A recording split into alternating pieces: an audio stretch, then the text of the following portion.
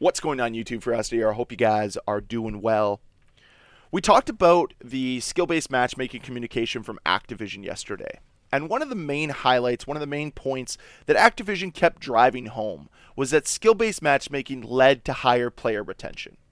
And what they kept telling us is that their data showed this to be true, without showing any of the data. And this is extremely problematic for me because I want to see the data. I want them to prove to me that it actually retains players. Because if they actually cared about retaining players, they would release the game in an unbroken state whenever they brought in a new update. The update that broke Call of Duty in Season 1 Reloaded wouldn't have happened if they cared about retaining players. The update that broke Call of Duty in Season 1 wouldn't have happened if they wanted to retain players. The truth is that skill-based matchmaking doesn't retain players the same way that they claim it does. But they want to make you believe that. They want to make you believe that it actually leads to higher retention.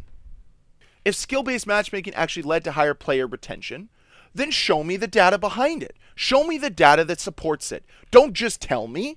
Show me. It's not that complicated. It's a few numbers. I'm pretty sure that I can understand that. I'm pretty sure the rest of this community can understand that. But unfortunately, you want to hide behind words like the data instead of hard numbers. Do the hard numbers not support your claims? I don't know. Because if I'm going to be completely honest, it is still extremely fishy that if skill-based matchmaking led to higher player retention, they still don't show the player counts. They refuse to show the player counts. If this game has such a high retention of players, shouldn't you want to boast about that? Shouldn't you want to showcase that and say there's this many players playing Call of Duty at the moment? Or is it all just a smokescreen to hide behind? I'm thinking it's the latter. I'm thinking they're trying to provide any type of excuse they possibly can to ensure that they can protect the skill-based matchmaking system. Because the skill-based matchmaking system has led to higher revenues. That's all it's about. They know what it's about. I don't think it leads to higher player retention. I think it leads to the opposite. But it's led to higher revenues. So they have to make sure they keep that revenue machine pumping. Even though me and my very logical mind would say, hey, if you made a better game, if you made a game that had some passion behind it, some soul, some identity, you'd make more revenue. You'd retain more players. What a shocking coincidence. A game with effort put into it would lead to higher revenues? No way! And that's the problem here, is Call of Duty doesn't want to do that. They don't want to put in the more effort. They don't want to pay attention to detail. They're more focused on higher revenues for less effort. And when they release statements like they did the other day, it is to brainwash the community to believe that they're out for the best interests of the community, when it's clear they aren't. Because if it was about the best interests of the community, the servers would be fixed, the hit detection would be fixed, the matchmaking would be better. But here we are, 2.5 months into Modern Warfare 3, almost 3 months at this point in time, and there's been no improvements to the servers, no improvements to the spawn system, no improvements to hit registration. All of that has fallen by the wayside in favor of protecting their revenue. And I just don't understand it. These are supposed to be smart business people, yet they can't see what's right in front of their face. It makes no sense to me. And the reason for this video today is to get you to understand that what they're talking about isn't real until they show us hard evidence that it is true. You can say whatever you want. I can sit here and tell you guys, I have $15 million in my bank account. I won't show you though. My data says I have $15 million. My data says that. I can't prove it though. And that's the problem. You're not going to believe me because I physically can't prove it. But yet you're so quick to believe Activision when they say their data suggests this and their data proves that. Guys, I played the game when I was younger. I had friends who played the game. We were all bad at the game. And guess what?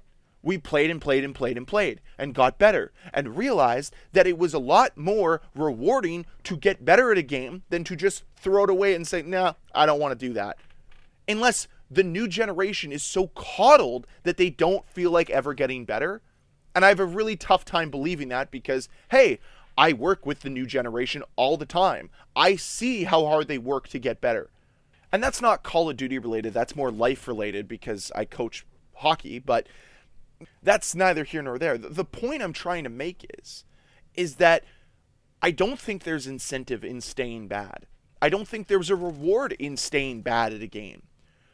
The truth of the matter is there was always something rewarding about getting better, about physically seeing your stats get better. That's not the case in Call of Duty anymore. There's no incentive there. There's no reward for it. So if the goal is player retention, I don't think you have that here. Sure, some players will hop on and they'll play a couple games, get crushed, and never play again. But I don't think that's the vast majority of players. I think if their friends are playing Call of Duty, they'll play with their friends. They'll get better because their friends are good at the game. There's incentive there, but with the skill-based matchmaking system as it stands right now, it is extremely punishing to players who aren't at the same skill bracket as their friends. That's not how Call of Duty used to be. It used to be a much more social game, a much more inviting game for you to play with your friends, for you to meet new people to play with. But that's not the case anymore. Again, I go back to this point of player retention.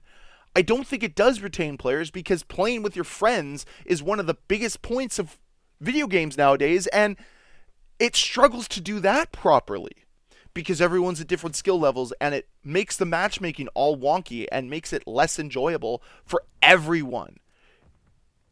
And that's the problem. Like, this system doesn't work. It fundamentally does not work, and the fact that you have so many people who are against it showcases it doesn't work. And if it did work, and they cared about this stuff, why isn't the game better? Why aren't fundamental flaws fixed? It's because it's not in their best interest. It's not in their best interest to change this because it's leading to high revenues right now. And why change something that's working? Of course, I can see it. I have a logical brain, like I said earlier. If they made a better game, they'd make more revenue. But they don't need to. There's no point for them to do it because they can put in the minimal effort and receive the maximum compensation for it. Because so many of you are so quick to reward this company for the smallest of gestures. I wouldn't be surprised if a lot of people flocked the store yesterday after this SBMM announcement and said, wow, Daddy Activision, thank you for finally being honest with us. Even though they lied through their teeth. Even though they just told us a bunch of things without showing us. And that's where my frustration lies. It would have been a lot better if they showed us the data, if they showed us proof that these claims they're making are supported and backed up by factual evidence. But that's not the case. Again, guys, like I said earlier, I'm a millionaire. I'm not going to show you what I have in my bank account. You just have to trust me. And that's what I want to leave you with today. That I'm a millionaire. That I don't have to prove it to anyone. But it exists, and it's true, and it's real. Of course I'm lying. But so is Activision. Until they show us the data. But that's it for today's video. That's all I wanted to get off my chest. I'd love to hear your thoughts regarding this. Do you actually think skill-based matchmaking leads to retention of players? Or does it not? I'd love to hear your thoughts down below in the comment section. Thank you very much for watching. If you enjoyed this video, please hit that like button. If you want to see more videos from me, please hit the subscribe button. And I'll see you guys next time. Bye.